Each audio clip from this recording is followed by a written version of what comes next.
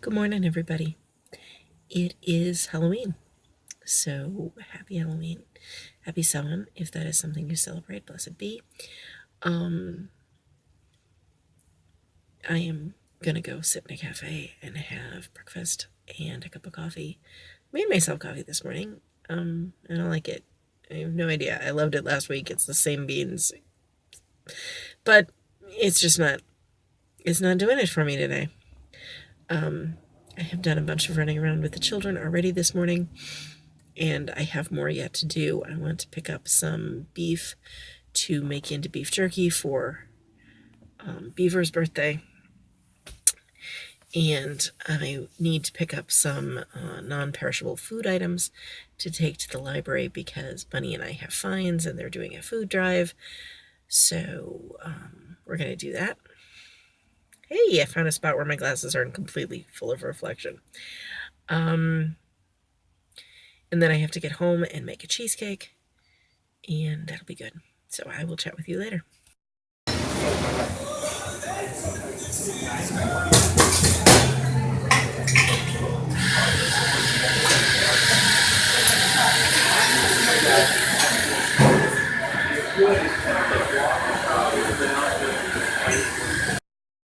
They have all these decorations out,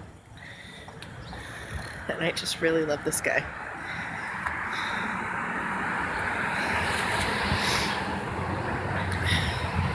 These are permanent installations. I have talked before about how we have the Stuffies do diorama-y stuff from time to time. And when I got home today, the kids had set up a diorama for me. I am working on Beaver's cheesecake. This is graham crackers, cinnamon, and butter pressed into a springform pan. And it smells really good. Over here I have a cup of sugar, and I have 2 packages of cream cheese, and I'm going to add some vanilla extract. I'm not going to add almond extract. It calls for it. I don't like it, so I'm not going to add it. And a little bit of salt. And I'm going to blend this up, and then you add in 3 eggs and blend those up, and then 3 cups of sour cream. And my recipe says that this is going to take 50 to 55 minutes to bake. In all practice, it has always taken nearly an hour and a half.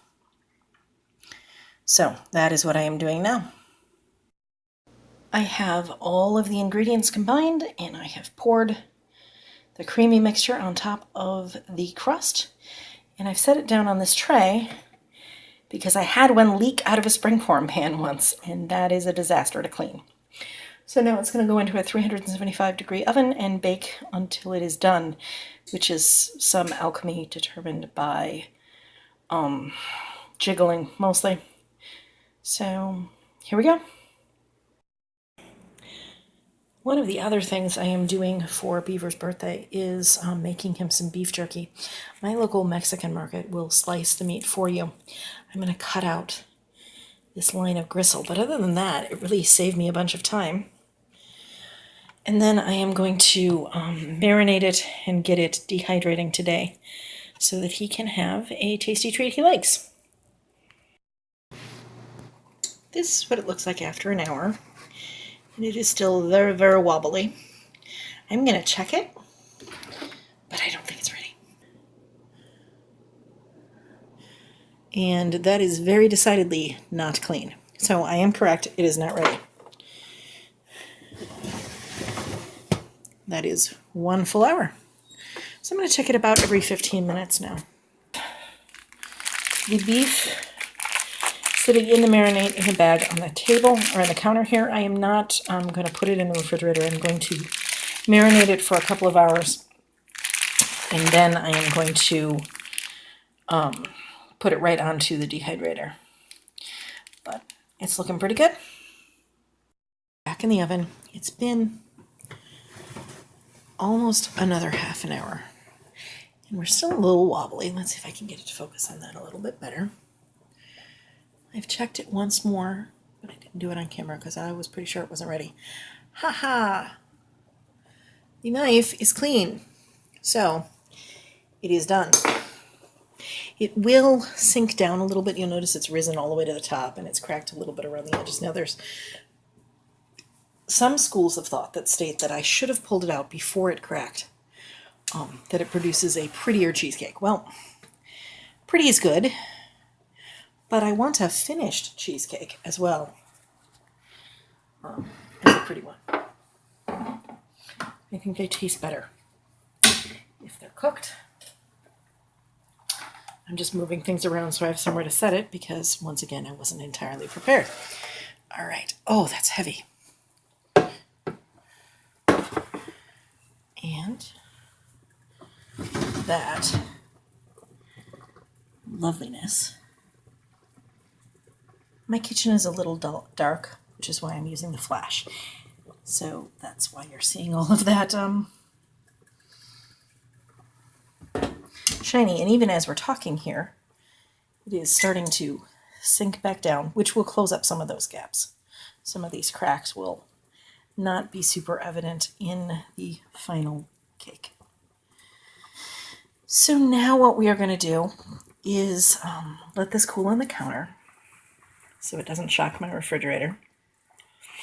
And once it is close to room temp, then I am going to put it into the refrigerator and cool it down hard for the rest of the day.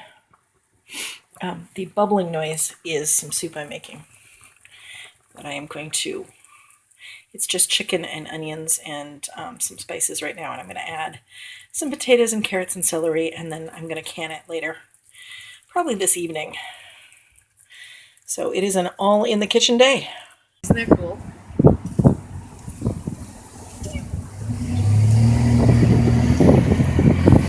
So the meat is laid out on the dehydrator.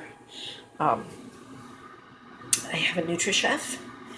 It is small and compact, and I can set these trays either like I have them with a great deal of space in between the shelves, or with much less space. For meat, I like to give them lots and lots of air. Get in there between the two layers, and it comes with 5 trays. This is much smaller than my old dehydrator, but it is also more efficient than my old dehydrator. That red spot in this one, right here, is just where the meat was folded and the marinade didn't get in there quite as well. These trays are a little overstuffed. I had probably 3 or 4 pieces more than I should have had for the total amount of space that I had. I decided just to kind of squish everything in and maybe fiddle with it during the drying phase, rather than leave it sit in the marinade for much longer than would be good and run a second batch later. If I had had enough to fill a whole tray, I would have probably made a different decision there. So there is that. I did decide to chill the soup and can it tomorrow. I'm just really getting tired. We took the kids trick-or-treating today, and I'm just kind of done in. It is 9:17, and I'm just getting this on the trays now. So, big crack in it.